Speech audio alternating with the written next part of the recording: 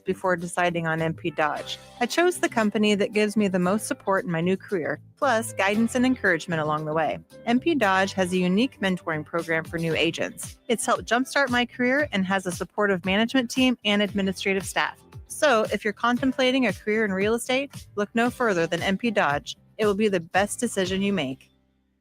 Are kids better off in an intact family? You bet they are. This is Joe Cordell of the domestic litigation firm Cordell & Cordell. Kids living in a household with married parents do better in school, they're emotionally healthier, and they're more likely to stay out of trouble with the law. If you're in a troubled marriage, of course you should do everything you can to save your marriage, if only for your kids' sake. This includes considering alternatives to divorce. Of course, in some circumstances, divorce is unavoidable. In either case, if you're a man facing a crisis in your marriage, let us help you at Cordell & Cordell. Remember, we're the partner men can count on. The attorneys at Cordell & Cordell work to help men maximize their role in their children's lives. Contact the domestic litigation firm of Cordell & Cordell to schedule an appointment with one of our firm's Lincoln area attorneys, a partner men can count on. Online at CordellCordell.com. That's CordellCordell.com. Office in downtown Lincoln, Cordell & Cordell, 1221 N Street, Suite 801, Lincoln, Nebraska, 68508. Are you looking for an exciting new way to put your skills to work? Explore new career options in the fintech industry at Currency, a Sandhills global company. We offer full-time positions in financial sales, compliance, operations, and other fields. We also offer a 4.5-day work week, an attractive benefits package, and opportunities for advancement. Put your motivation to work and grow with us at Currency. Visit gocurrency.com/careers to learn more. 93.7 The Ticket, Fox, KFXL weather. Sponsored by John Henry's Plumbing, Heating, and Air Conditioning. Your Lincoln forecast for today, we'll see mainly sunny skies. It'll be breezy and hot with an afternoon high near 94. Tonight, showers and thunderstorms likely, low around 68. And tomorrow, we'll chance of showers and storms. Otherwise, probably sunny skies with a high around 85. My meteorologist Kyle Fleck for 93.7 The Ticket and theticketfm.com. Take control of your health with the DASH scan at Advanced Medical Imaging. The DASH scan is a full-body MRI designed for advanced health screening. This dynamic approach provides exceptionally sharp images across multiple organ systems, helping to detect potential concerns early. With minimal radiation and no invasive procedures, the DASH scan offers a safe, comprehensive look at your health. Plus, results are delivered faster than ever, giving both patients and physicians confidence in screening and diagnosis. Your health is too important to wait. Schedule your DASH scan today at Advanced Medical Imaging. Visit amimaging.com or call 402-484-6677 to learn more. We interrupt this commercial break for an important story. There once was a man from Nebraska who went searching for food in Alaska. When his stomach was rumbling while laying in bed, he could think of only one option, Führer's cheese spread. So he left it once and drove day and night to return back home for cheese spread delight. Now his stomach is full and the voice in his head tells him no more vacations without Führer's cheese spread. Find yours today at most local grocers. At Parkview Animal Hospital in Lincoln, it's not just their professional care that sets them apart, but their warm staff and state-of-the-art facilities. Whether it's for a routine checkup or a comprehensive medical procedure, at Parkview, your pet isn't just another number, but a valued member of their caring family. Visit them at pahlincoln.com today and in person just south of 14th and Pine Lake Road. Parkview Animal Hospital, your pet, their passion for happier, healthier, furry friends. Empire Netting and Fence delivers top-quality netting and fence solutions. From major sports venues to backyard installs and everything in between, coast to coast. We take on tough jobs with grit, integrity, and a strong commitment to safety. Empire is growing, and we're hiring motivated people ready to grow with us. We build each other up, and we're building something big. Think you've got what it takes? Apply now at empire-fence.com. That's empire-fence.com. Rashawn Jackson here for Bauer Underground, who has been serving local contractors and utility contractors all across the state since 1997. When you see the black and white trucks, you know the baddest dudes in the business have arrived. Bauer is currently looking for equipment operators, laborers, diesel mechanics, and aerial linemen. Join the brotherhood built on hard work, authentic people, and pedigree of success. Bauer, a family-friendly company who reminds you, go Big Red! Live from the heart of Lincoln, America. Welcome to Ticket Weeknights on 93.7 The Ticket and theticketfm.com.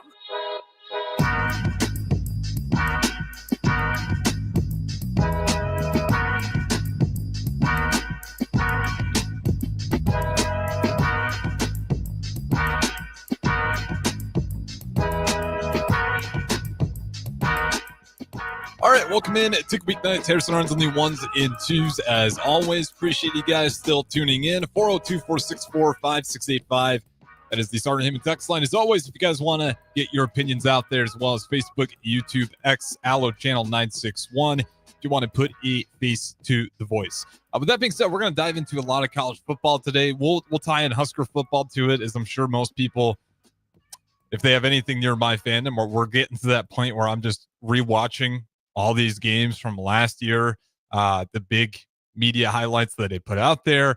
Today, I probably watched Colorado. Then I think I even watched that Purdue game, which was really tough to watch until the very end there. So they kind of tell that's where the temperature's at. And then, of course, college football 26 being out. You know, I love my job, but you get that pulled. You got to go win a dynasty for Husker football before the season even starts. So you can feel it. It's in the air. Lincoln, even my friends who aren't super locked into Husker football, we're getting to that point where, you know, and I try not to tell anyone that I am the all-knowing media member, but I'm getting to that point of the year where people are starting to ask me, who, I'll be honest, I've been wrong in the past. I've definitely oversold the program about how do you think Nebraska is going to shake out this year? We'll definitely talk about them. And then shout out to Blitzkrieg in here. Appreciate your voice as always. And appreciate you. Might be a Norfolk Catholic alma mater, so might know you a little bit better than I realized. But with that being said, you guys can join in through the streams, text line. Let's talk about the college football playoffs. And in doing so, let's get some quotes from some of the SEC's finest. So the whole problem with college football right now is we're still stuck with, do we want the 12-team playoff? Or it seems like if we're going to get any new sort of format, it's going to be that 5+11.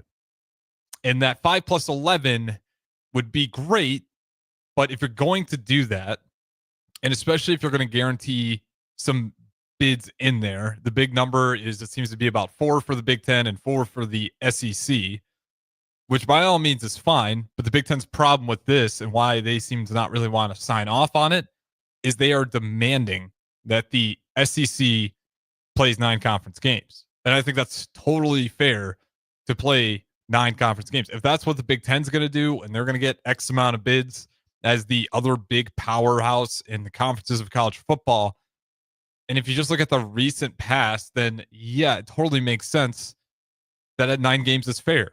Big Ten's been playing 9 conference games. It hasn't drastically hurt them in these recent years of making the college football playoffs. And then when you have the SEC, who I'm not saying they don't outright deserve it, but gets the benefit of the doubt so much more often than not. You could go in years past where realistically you probably get 7-8 teams in the college football playoffs. We had this 12-team playoff format because there is some bias there. And it's not all unearned bias. You do get some really, really good teams, but the recent history would say it's a lot more even of a field between the two powerhouses. You know, last 2 champions, you're going Big Ten. You're looking at the bowl games. Okay, well, it's not just about one championship game. Maybe Ohio State's just the best team this year. That happens. Well, let's go look at the bowl record. Michigan beat Alabama. That's pretty important. The famous game, but the most, I believe it was the Cheez-It Bowl. And anyone who was able to catch it, an absolute treat. Beamer versus Belima. South Carolina versus Illinois. That game was full of chippiness. And I don't want to hear that South Carolina wasn't trying. Both teams wanted that one badly. And you can kind of get South Carolina's frustration and throughout that game because the season was just full of, similar to Nebraska, a lot of games were they're just close. You know, I think that Alabama game for reference, and that frustration built up all the way into that Cheez-It Bowl game. But who came out on top? Big Ten, Illinois, Brett Bielema, and in that old school, ugly Big Ten West style. Wasn't a whole lot of scoring, but it was a lot of physicality. And again, the Big Ten comes out on top. So let's hear from, I believe this is Sankey. Let me make sure I'm getting the right quote here.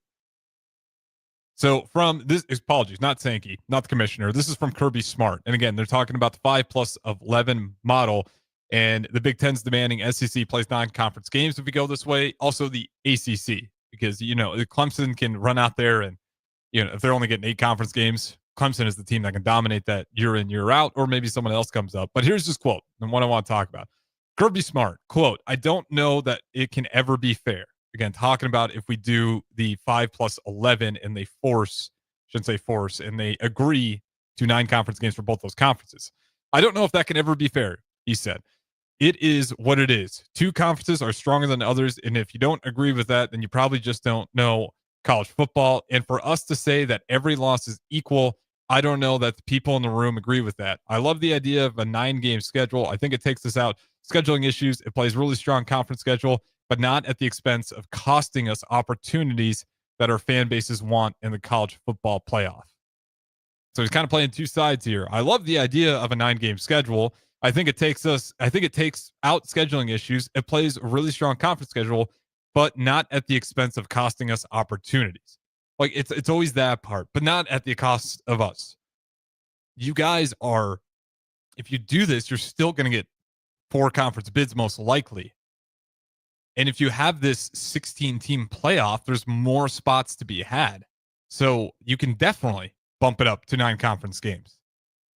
I don't understand the world where this has to be such a strong disagreement. I thought this would be the easiest layup through all of this. It's like, okay, well, now that we have the college football playoff format, we're all kind of thinking 5+11. Hey, SEC, wink, wink, nudge, nudge. You get 4, we get 4. Let's shake hands. It seems like a golden opportunity.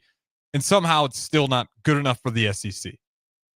And I don't blame the Big Ten for not budging on this. 9 conference games should be an expectation, especially if you're going to keep bumping out the college football playoffs. That's the most beautiful thing about college football is every game matters.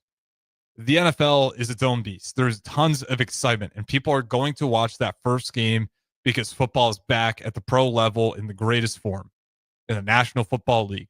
But at the same time, it still doesn't generate the buzz of these college football Saturdays.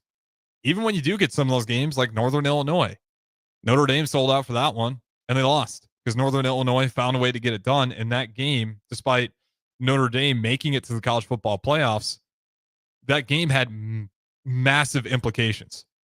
They had to go on an absolute tear, and you tip your cap that they did. But that's the beauty of it, is that these games have so much importance. So if you're going to bump it up to 16 teams, then at least have 9 conference games in there. Because otherwise, you can just beat up on your 8 conference opponents and then schedule on the non-con games. And then with 16 playoff spots, again, I think we've already kind of established the benefit of the doubt that the SEC gets over and over and over. And if you don't believe me, just go look at the odds and the spreads of all those bowl games that a lot of those SEC teams lost in. And this isn't going to be the norm by any means. I don't think it's going to be where the Big Ten is now just dominating in the postseason. It'll kind of ebb and flow. But with the House versus NCAA settlement, I do feel like the planes are a little bit more even. You're going to get the big spenders like Texas, Ohio State, Texas Tech, Michigan, who maybe find ways around it to get that extra money to pay for those players. Again, that's just a ledge. I have no idea, but I won't be surprised to see the bagman come back in some mysterious way to give these powerhouses an advantage. But it blows my mind that we can't agree on the 9 conference games. Again, if you're the SEC, you're going to get your bids. You're going to have an awesome opportunity to go ahead and get your teams in there anyways. I'm against the 16-team playoff format for that exact reason, is it devalues some of those other games. Is it more football? Yes. Is more football good? In some ways, it absolutely is good. But I don't like the idea of just devaluing it. I thought 12 was good. I don't want to say it was perfect because there's tweaks I'd make to it, but I don't like the idea of expanding this. And I don't like the idea, which we're not going to dive fully into, but you're hearing that same talks with March Madness. I hate to rant on this point so much, but over these past couple months, really since June and now midway through July here, July 15th, I always go back to the point where it feels like every single move is about money. And that might be good temporarily to fill your pockets, but over the course of time, does that add value to the sport or does that devalue the sport? And I think it devalues the sport if you want to keep branching this thing out, and especially in March Madness. The idea of having to expand the March Madness bracket, maybe it'll help Nebraska, but as a sport as a whole, I don't think it serves well for anyone. From the text line here, Swift from Lincoln. Feels like the SEC is still loaded. How many schools in the Big Ten can realistically win a title? Well, I think the SEC is loaded, but it's still not the same SEC as before. The Crimson Tide wave with DeBoer isn't nearly as high as what it was with Saban. Georgia's going to be a problem. Lane Kiffin, I got to see his squad really do it. They kind of fall short when it really matters. South Carolina, good team, but you're looking at some powerhouses. But again, in the postseason, they haven't looked the same as they did in years past. And again, I don't think it's going to be a permanent thing where the Big Ten is running the show now. But the SEC is a really good conference. So I think it's right now just as good as the Big Ten. Top to bottom, you can argue more powerhouses in the SEC, but I think top to bottom, they're pretty even. Again, you look at Nebraska, who no one probably had a ton of respect for throughout the season. We pushed Ohio State. That would be their closest game of the entire season. I think it's a pretty balanced conference. And you're going to have your Purdues or Northwesterns at the bottom, but you're also going to have your Vanderbilts. Now, Diego Pavia's super hyped up for his Vanderbilts. He's gunning for a championship. Let's see it. I think they can have a good year, but I don't think they're going to be good enough to be the best of the best. So the SEC, it's got a bunch of great teams, no problem there, but so does the Big Ten. In a recent history, I'd say a 4-4 split's fine. My idea would just be to keep the 12, though, which I think is the better option, because I don't think you have to devalue as much. And I would still push for the SEC, even if we keep the 12-team playoff format, to play 9 conference games, though I don't think they will. But I think that's just fair. But if you kept the 12-team, okay, fine, SEC, you can keep your 8 conference games. The only things you really need to tweak in there, in my mind, is let's give the home game to the teams that got the buys. So let's just look at last year's. So when you look at the Chick-fil-A Peach Bowl, you got Texas and Arizona State, Rose Bowl, obviously Oregon, Ohio State, devastating game for Oregon. The Fiesta Bowl, Penn State, Boise State, All-State Sugar Bowl, Notre Dame, Georgia. If you just move those bowl games to the first week, I think you still get the money there. The ratings for week 1 of that were fine, because you still get 1, 2, 3, 4 games in there. And then knowing that you got your 4 buys last year is Arizona State, Oregon, Boise State, and Georgia. But if you put those bowl games there's your 4 bowl games. And it's week 1, and there's a ton of hype around it because Texas, Clemson, that's going to draw eyes. I don't care what you say. Tennessee, Ohio State, that's drawing eyes. SMU, Penn State, we can argue. Indiana, Notre Dame, really good teams. Indiana, I don't know what their fan base looks like. It certainly grew last year, but it's obviously not to the point of anywhere near what these other schools are. But I still think the viewership was phenomenal. You're not going to have any problems there getting your money back. So if you want to go with it's all about money, well, there you go. I think you'll still get your money there. And then you just move the home game to round 2. So that way, if you're Arizona State, which I think you can make some tweaks here as well as about how you're deciding these, but Arizona State was definitely deserving. They almost beat Texas. Phenomenal year from Sam Leavitt. But then Arizona State would be able to host. And to me, that's an awesome atmosphere, seeing Arizona State, the Sun Devils, being able to host the second round on the college football playoffs. Ohio State, Oregon. It was a blowout for Oregon because I don't want to give them excuses, but they were sitting on their butts and Ohio State was finding their momentum. At the end of the season, Ohio State turned a corner, and they did it game 1 versus Tennessee, 42-17. That team is rolling in hot. And then if you're Oregon, you would do anything you possibly could. We want this one in Autzen. We're playing Ohio State. We've already played them. It would be a advantage for Oregon to go undefeated and actually get to host.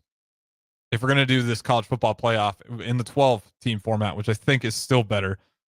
And then, of course, Boise State would get to host versus Penn State, and Georgia would get to host versus Notre Dame. Now, you might have problems with some of those other schools being able to host, whether you think, it's the way that the seating worked out. You can all make minor tweaks, but I think the easiest solution is just move the home game to the second round and the bowl games to the first round. You're still going to make your money. That shouldn't be a problem there. And then if you want to, you can still keep the Cotton Bowl and then the Orange Bowl for the semifinals. All you're doing is moving one of those bowl games back. And I think it's a fair shake. I don't think anyone loses money on it. And again, I think to the point, that seems to be a big part of college football these days. And then you don't have to devalue it. And when you go to the 5+11, you're getting more games in there, but then you're going to devalue it.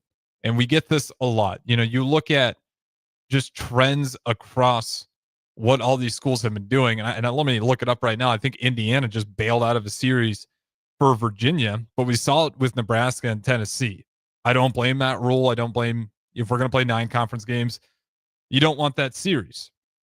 And if you're, Tennessee, you don't really need that series either. So you're already kind of at a point where these schedules are getting so strategic that you got people just completely bailing on these deals that they had planned out for the future.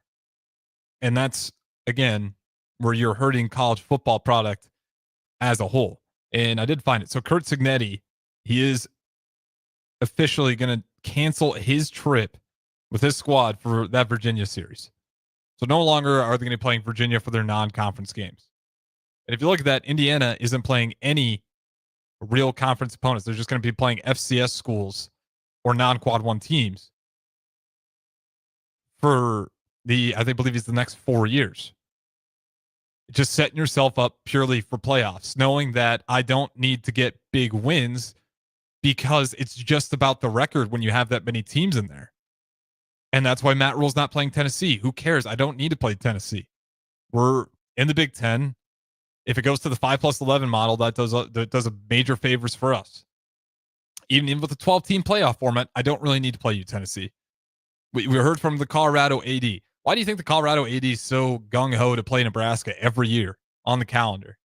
Is it because he just has a passion for the rivalry? Possibly. But it's also his job to ensure that Colorado football has enough tough games on their schedule so that they can, when it gets to the postseason voting, they can go look at, they played Nebraska and they actually beat Nebraska, who's in the Big Ten, and say Nebraska goes 8 wins this year. That's a great looking win for Colorado. And that gives them some credit coming out of their conference. But then you're Nebraska and you're like, I don't care about you. I don't need to play you. And they get stiff-armed.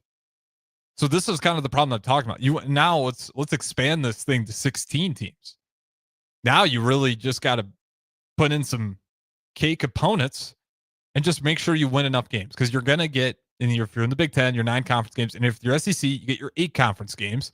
If you still go through the motion that the SEC gets a little bit of this bias, which I think it has in the past, and I think even last year you saw a little bit in the voting, you're just going to be totally fine with not playing tough non-con opponents. And that to me is like one of the biggest offenses of expanding the playoffs is we're going to lose a lot of those great early season matchups.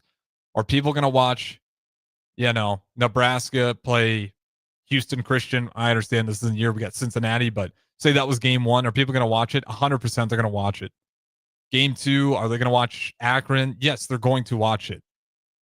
But you also are ruining the opportunity to really test your team outside of conference limits. And you with the smaller format, when it was just 4 teams, that was a common. Let's get a tough team, non-conference, that we can go and beat to really put ourselves on top, because there's only 4 spots there.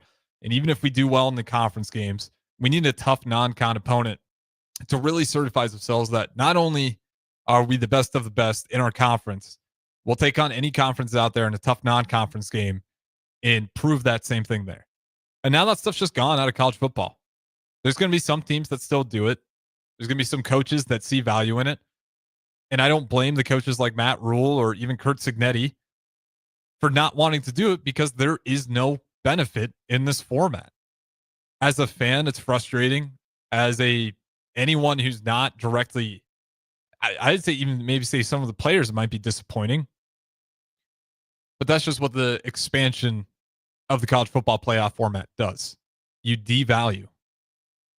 And there is no longer a real rhyme or reason to make life harder. There's no reason to try and prove a point. The only point you need to prove is I'm good in my conference. Give me Akron, give me Houston Christian, give me Northern Illinois, give me Troy. I don't want to play anybody that might give me a chance to lose. So at least we're playing Cincinnati this year. Now, it's a great opportunity for us. Obviously, it being an Arrowhead Stadium, there's going to be a lot of Husker fans there. It's going to be pretty much all red, I'd imagine. But you're going to see less and less and less of that going forward. And Kurt Cignetti, why I wanted to point him out, that's a guy that's supposedly not afraid of anything. Well, the guy that isn't supposedly afraid of anything doesn't have any real conference opponents or any tough other conference opponents in these next 4 years for him.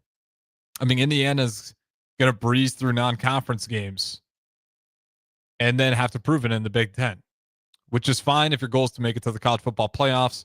That's what the coaches should do. I can understand that's why the 80's best interest, but as the football fan, we suffer. And again, that's full circle here.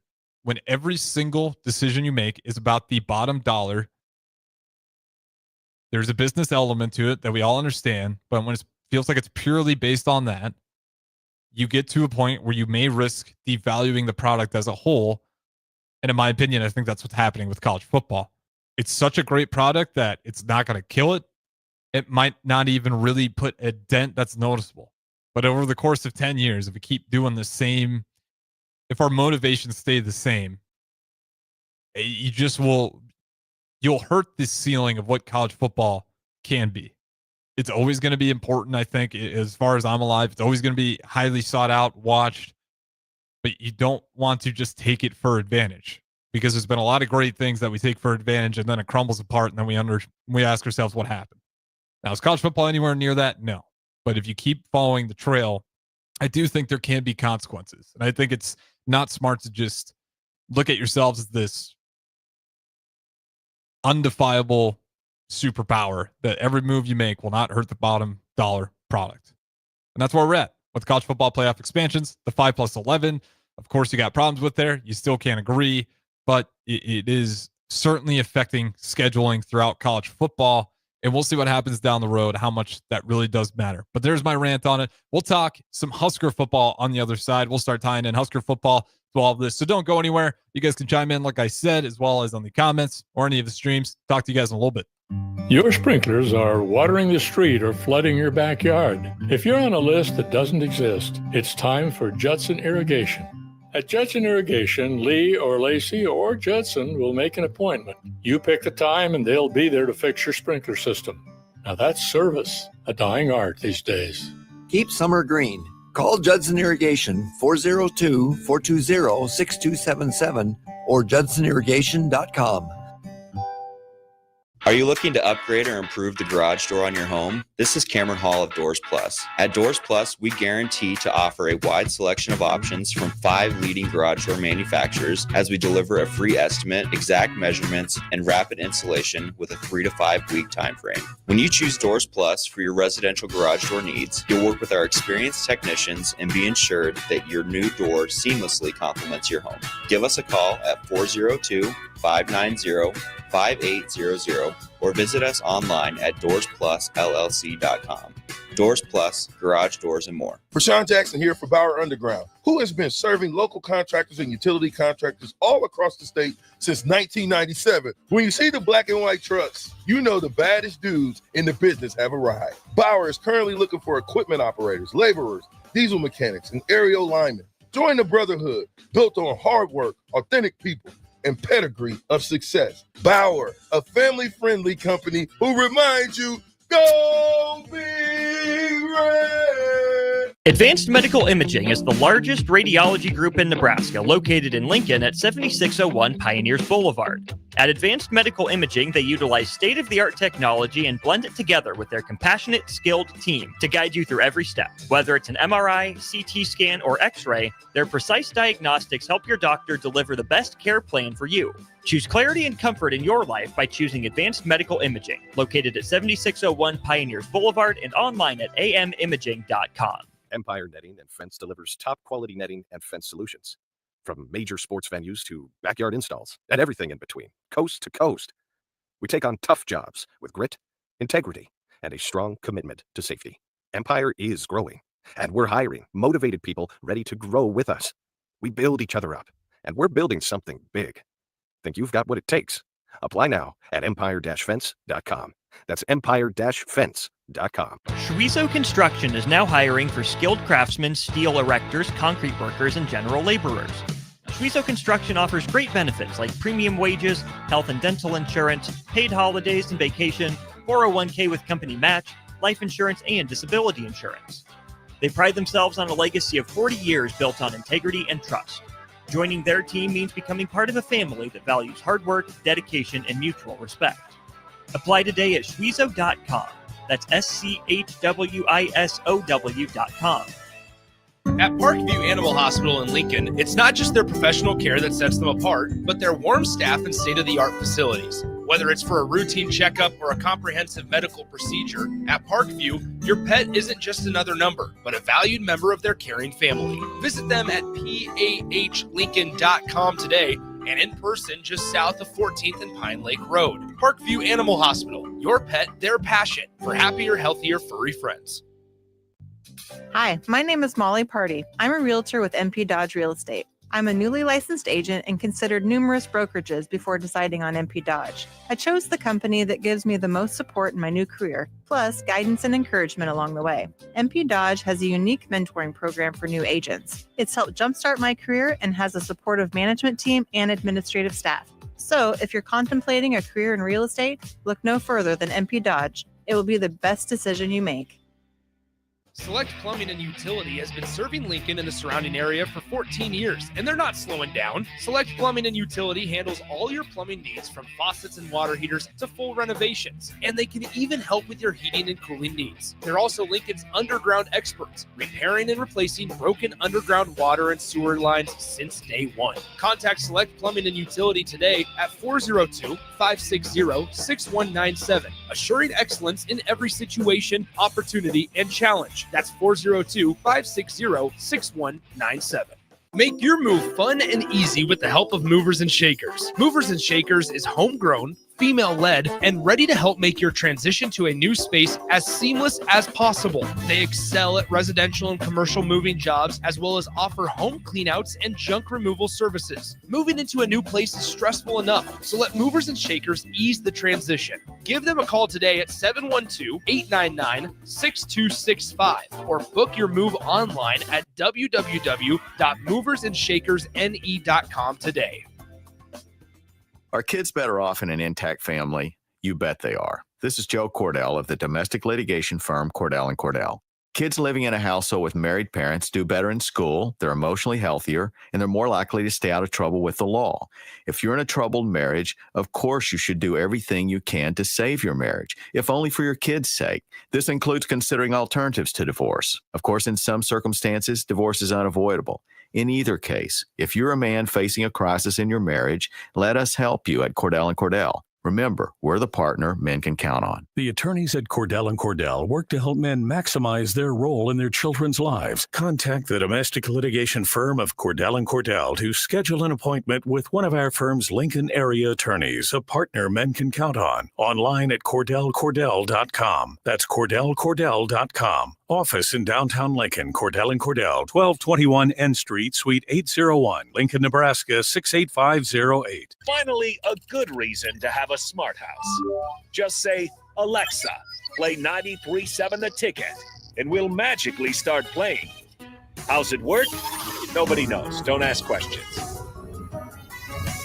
Back to The Ticket weeknights on 93.7 The Ticket and theticketfm.com.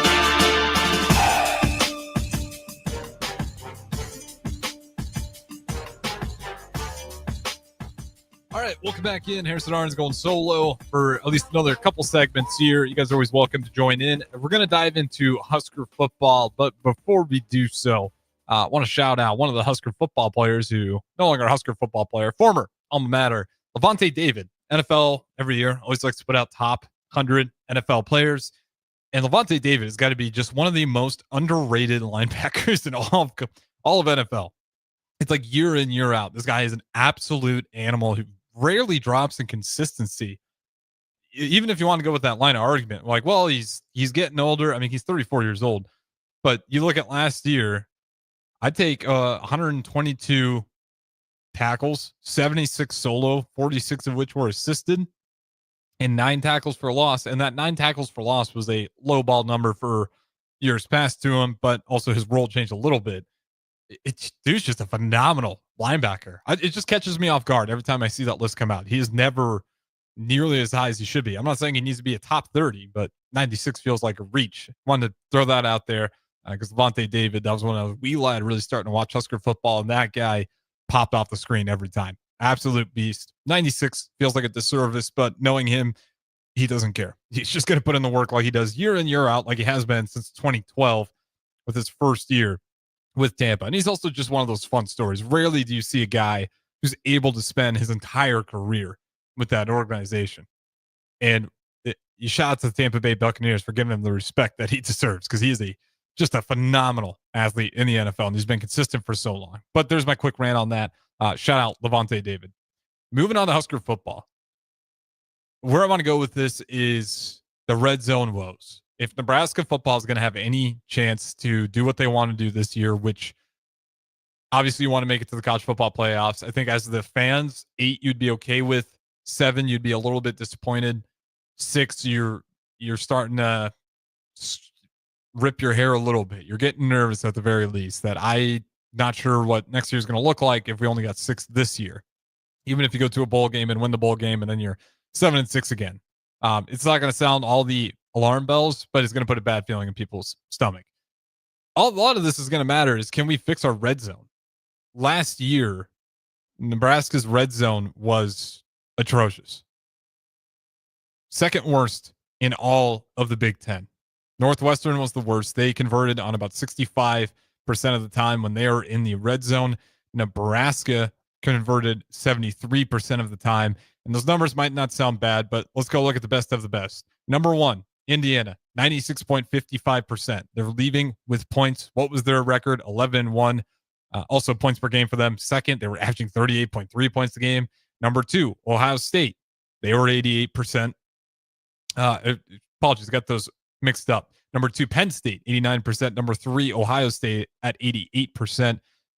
You get to the point where you get all these top teams in there, and there's a clear trend. Oregon, Penn State, Indiana, Ohio State, even USC did pretty well.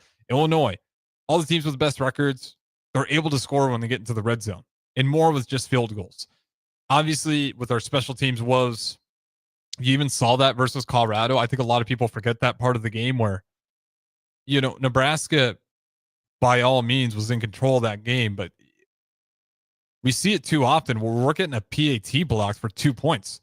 And in that game, it didn't matter, but we're going to run some games down the road where that 2 points is going to be a deciding factor. It's going to allow a team to try field goal, take the lead, go for 2. It's going to lead to problems. And that you hope for Mike Eckler to clean up a lot of those special teams woes. So on top of the field goal woes, we also just couldn't punch it in for 6. A struggle all year for Nebraska football. And that's how you lose all those close one-score games. It's like every time you get to the red zone, you are feeling shaky if you can get 6. And then if you can get 3, you're about 50% confident that we can at least knock down a field goal for 3 points because of all the special teams woes. That's what it's going to come down to, especially in the Big Ten, where points aren't easy to come by, where you're going to have a Penn State on your schedule on the road. You're going to have Iowa. You're going to have Michigan. Thank God you don't have Illinois on the schedule this year, because that's another team that, as I mentioned with the Cheez-It Bowl between South Carolina and Beamer versus Belima in Illinois, that was a slow it up, make it dirty game, and the team that came out on top had the better red zone efficiency.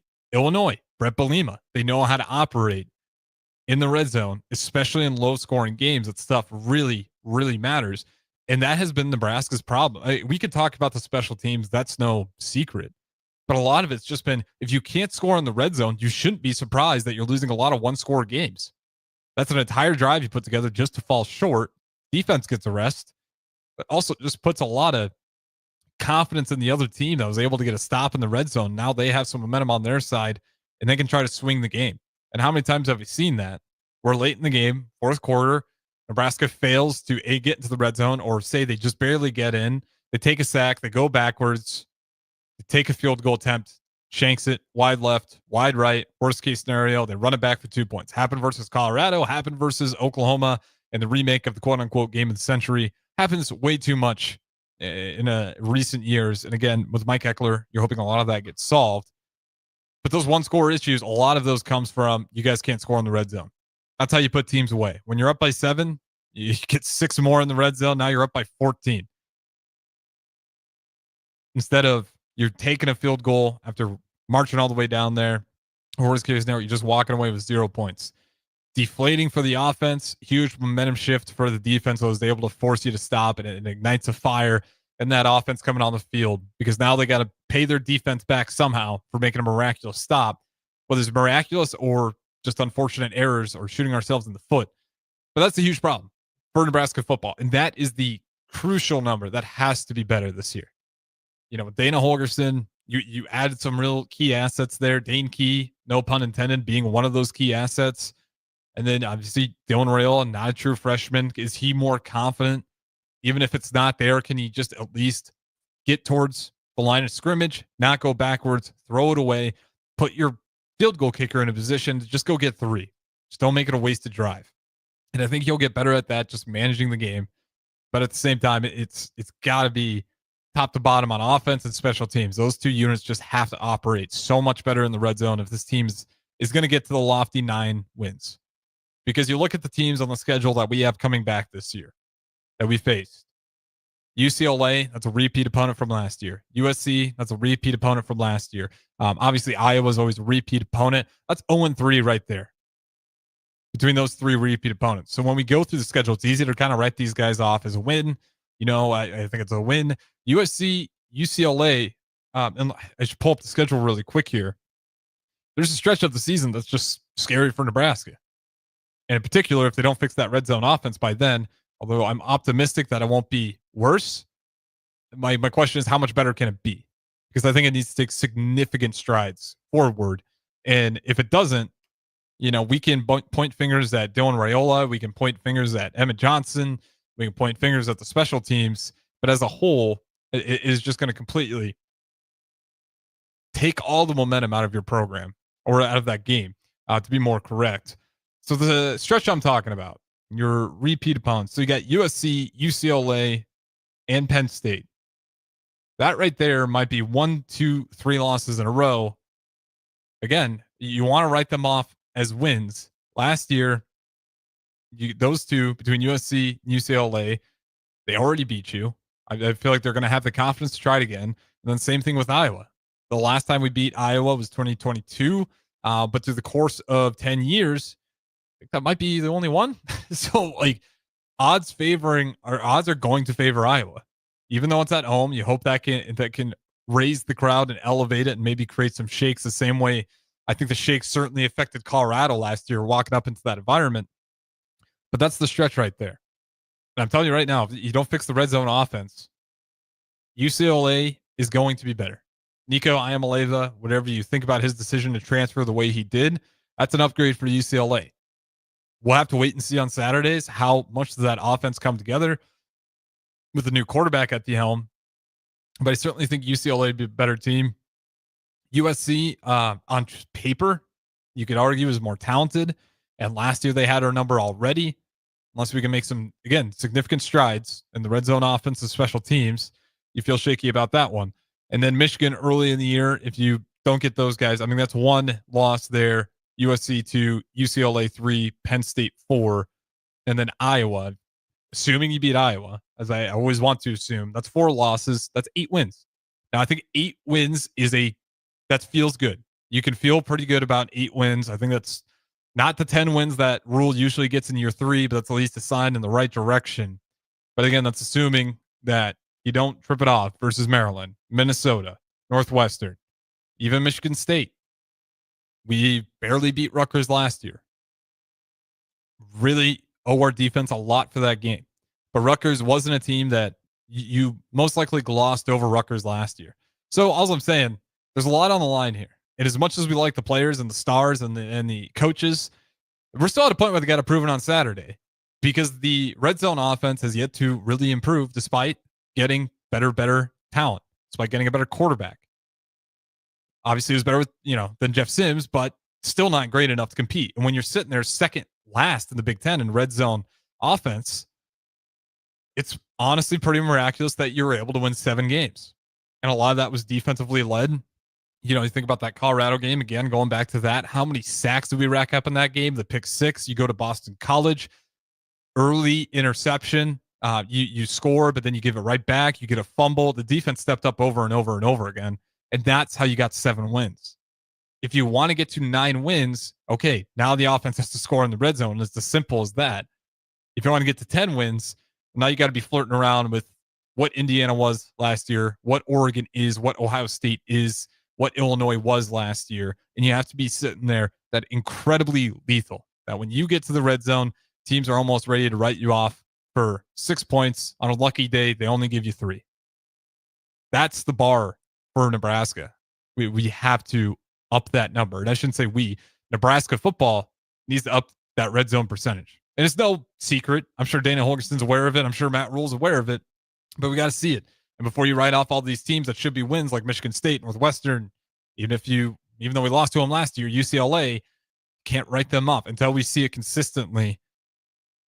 We're going to have a lot of those one-score losses and a lot of those heartache at the end of the game, walk away with a huge frown. Not sure what the future of this team's going to be. That all being said, I am optimistic that the numbers going to get better. So don't take that rant as, oh boy, this is going to be a troublesome area for Husker football. It certainly can be. But the fact that they locked in Dana Holgerson, late in the season, and then as soon as the season ended, he was the guy, gives you confidence there. And again, you don't have a true freshman quarterback anymore. If Dylan Raiola can really step up in leadership, great players find a way to get it done when it matters most. And when it matters most is in the red zone. So you're hoping for that development to come true as well. With that being said, we got to throw it to break here. We'll get off of college football and we'll talk NFL. We'll talk about the best and the worst divisions when it comes to NFL quarterbacks. Don't go anywhere.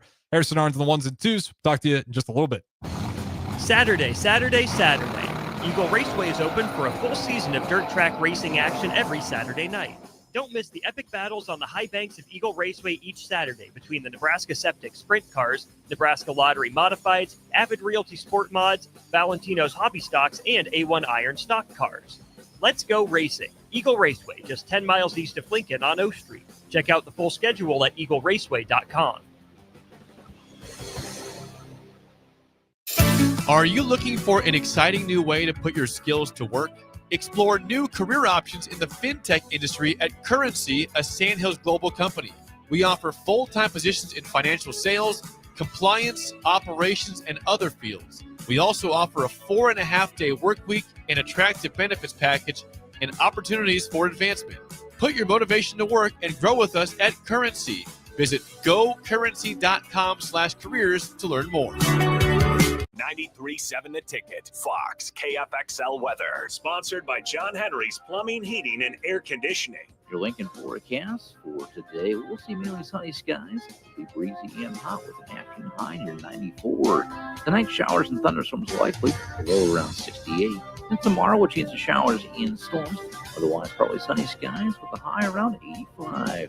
I'm meteorologist Kyle Fleck for 93.7 The Ticket and theticketfm.com. Make your move fun and easy with the help of Movers and Shakers. Movers and Shakers is homegrown, female-led, and ready to help make your transition to a new space as seamless as possible. They excel at residential and commercial moving jobs, as well as offer home cleanouts and junk removal services. Moving into a new place is stressful enough, so let Movers and Shakers ease the transition. Give them a call today at 712-899-6265 or book your move online at www.moversandShakersNE.com today. Mike, the insurance company wants us to replace the roof. Wait, what? I thought everything was fine. Yeah, it says right here our roof is too old and they won't be able to cover us anymore. I guess it is 15 years old. Hi, I'm Austin with Roofing Service Company. We help homeowners with their roofing and siding projects. Financing options are available, and we can get you under a new roof no time at all. If this sounds like you, visit roofingservicecompany.com. That is roofingservicecompany.com. Empower a child today with the Teammates Mentoring Program. Hope is only a conversation away when you choose to share your talent, time, and heart with the child. Together, you can build a relationship based on strengths and chart a brighter future, 1 week at a time. Find out how you can be a mentor by visiting LincolnTeammates.org. Become what you needed as a kid by joining the Teammates Mentoring Program today. At Parkview Animal Hospital in Lincoln, it's not just their professional care that sets them apart, but their warm staff and state-of-the-art facilities. Whether it's for a routine checkup or a comprehensive medical procedure, at Parkview, your pet isn't just another number, but a valued member of their caring family. Visit them at pahlincoln.com today and in person just south of 14th and Pine Lake Road. Parkview Animal Hospital, your pet, their passion for happier, healthier, furry friends. When you're outdoors beneath Nebraska skies, adventure comes in all sizes. From quick escapes and long weekends to true off-the-grid retreats. Paddle, hike, camp, explore. Whether you have a few hours or a few days, we'll guide you to a state park or recreation area that's a perfect fit. Start your next adventure today at yournebraskaparks.com. Sponsored by Nebraska Game and Parks, aired with the Nebraska Broadcasters Association and this station. We interrupt this commercial break for an important story. There once was a man from Nebraska who went searching for food in Alaska. When his stomach was rumbling while laying in bed, he could think of only one option, Führer's cheese spread. So he left it once and drove day and night to return back home for cheese spread delight. Now his stomach is full and the voice in his head tells him no more vacations without Führer's cheese spread. Find yours today at most local grocers. Are you ready for a new opportunity? Check out Sandhills Global. Join a dynamic team where your skills are valued and your career can soar. We offer full-time positions with a 4.5-day work week, competitive pay, excellent benefits, and a positive work environment. From IT and marketing to sales and finance, we're looking for talented individuals like you. Apply today at sandhills.jobs and take the first step towards an exciting future. That's sandhills.jobs. Don't wait. Apply now. Empire Netting and Fence delivers top quality netting and fence solutions. From major sports venues to backyard installs and everything in between, coast to coast. We take on tough jobs with grit, integrity, and a strong commitment to safety. Empire is growing, and we're hiring motivated people ready to grow with us. We build each other up, and we're building something big. Think you've got what it takes? Apply now at empire-fence.com. That's empire-fence.com. Back to the Ticket Weeknights on 93.7 The Ticket and theticketfm.com.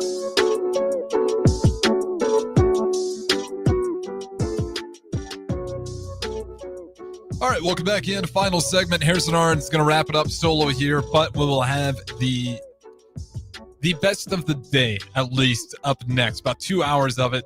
If anyone didn't catch it earlier, the one and only, recently retired, hasn't been retired too long, Anthony Lionheart Smith, the light heavyweight mixed martial artist, was in the UFC for a while as well, had some iconic moments there. Joined us right here, 93.7 The Ticket Studios. He joined DP at the very least for a couple hours. And I'll say this much about him to kind of tease it before we wrap up with the NFL quarterbacks. You are hard-pressed to find a man that all he knows is kindness and being genuine, considering the road that he had to go through early in his life. Rarely do you find someone that nice. He has every reason in the world just to be bitter. So you just tip your cap. And again, if you guys are bored, you guys have time, you guys are driving on a long ride, 2 hours of that would be coming up next. Like I said, he's one of my favorite people just simply for the personality he has. And I should say one of my favorite fighters. I don't know him personally, but every time you catch that guy through the media, whether it's through the ticket or not the ticket, he is just such a nice and genuine human being. So I definitely wanted to tease that. But as I said, we're going to talk NFL quarterbacks. Quick, we'll get through the comments. Shout out Blitzkrieg. Yeah, one Catholic alumni from another. Couldn't agree more. And then from TMZ, we could easily go 8-4 this year. We are thin at every skill position outside of the tight end. I agree. I mean, that's a big part of it. You knock on wood with injuries, but you got to stay healthy. And you're also thin in some of those positions. So if it doesn't pan out the way you want, yeah, you might be looking at 8-4. And I'll say this much, though. I mean, how much better is it that we talk about like that being a disappointment or even 7 wins being a disappointment? The fact that we're even out of the bowling conversation. Incredible. Now, I will eat crow if we don't go bowling next year. If we go 6-6, then that's a whole nother conversation that I absolutely won't have until we get there. And then from Augie on the text line, awesome interview. Yeah, I'm glad you're excited for it. And for anybody else, Anthony Lionheart Smith, an absolute gem of a human being. So before we wrap up, as I promised, let's talk about the NFL QB divisions rankings. Now, I kind of had to go tough with this one, at least when I tried to pick number one. Dead last is easy. We only have time for number one in my mind, and then dead last, which I think dead last might be pretty unanimous. And what inspired this is Austin Orman's newfound affection for Trevor Lawrence. Didn't see that coming, but maybe Trevor Lawrence is on a little bit of rehype momentum build. But number one, in my mind, I think the best quarterbacks, AFC West. You got the current GOAT. You're hard-pressed to say somebody else. I understand Hurts won last year, but you got obviously the Kansas City Chiefs with Patrick Mahomes. And then Los Angeles Chargers with Justin Herbert. I know it hasn't been what the Chargers have wanted. It's just been very up and down despite the hype, but I think with Jim Harbaugh there, and I do think Justin Herbert's very talented. And then, of course, the Denver Broncos, whatever you thought about him, Bo Nix was absolutely fire last year. Year one, he pretty much proved it. And then the Raiders no longer are nobody either. Say what you will about Geno Smith, but that is a solid starting quarterback. So I just think top to bottom, you're going to be hard-pressed to find a better group of quarterbacks in any division across the league. The other one that I was kind of split on, which I'll quickly go into, was NFC East. There's one thing really holding it down, and it's Russell Wilson. Otherwise, Dak Prescott, I know there's not a ton of Cowboys fans out there. There's some diehard fans, but a lot of people that aren't fans. Dak Prescott's good. I'm not here to bag on Dak Prescott. I actually think he gets way more gaslighting than he deserves. He's a totally fine quarterback. He has those just brutally unfortunate moments in the postseason. So I can understand that side of the argument. Throughout the regular season, though, I mean, he's good. Last year was a bit of an anomaly. Really struggled, only having one main guy in CeeDee Lamb, and maybe some dramatic issues with there as well. And the season wasn't going the way you wanted it to. But then Russell Wilson, like I said, kind of holds that down. But then you feel good about Jalen Hurts. And then the same thing with Bo Nix. Jayden Daniels arrived on the scene right away. So you feel good about Daniels. You feel good about Hurts. You feel okay about Prescott. And you just don't feel great at all about Russell Wilson at this point in his career. He's not at like the Aaron Rodgers point in his career, but he's also just at a point where, especially with the New York Giants, I'm not sure what that team's going to look like. Now to the worst of the worst. And this shouldn't come to too many people's surprises. AFC South. It's kind of been like that for a hot minute now. So the Houston Texans really kind of carrying all the weight here. CJ Stroud. The Colts, they don't even know. Anthony Richardson, Daniel Jones. Take your poison. Tennessee Titans, Cam Ward. Not really sure about that either. And then the Jacksonville Jaguars, Trevor Lawrence. The strong weight you're supposed to have with Trevor Lawrence just has not shown it in years prior. Seems to be a little bit of buzz about him. Maybe he can pick it up. But to me, that by far and away is you're not afraid of anybody on that list. CJ Stroud, and there's a serious drop off after that. And then you probably throw in a guy like Trevor Lawrence, and then it's kind of pick your poison. Daniel Jones, Anthony Richardson, whichever one gets the start for the Indianapolis Colts. And then, of course, Cam Ward, who you just kind of want to see more of, but you're definitely not walking into those quarterback divisions super afraid. So there's my quick ranking, best divisions and worst division when it comes to the college football divisions, or excuse me, not college football, NFL divisions and pro football. But we'll put a pin on it there. Don't go anywhere, though. Like I said, for anyone who missed it, Anthony Lionheart-Smith joined DP for a couple hours. We'll have that up for you next. And as always, appreciate you guys listening. Enjoy the rest of your Tuesday night here. And especially if you're heading up north, be careful, as I think there may be some storms. But nonetheless, appreciate you guys listening. Anthony Lionheart-Smith interview coming up next.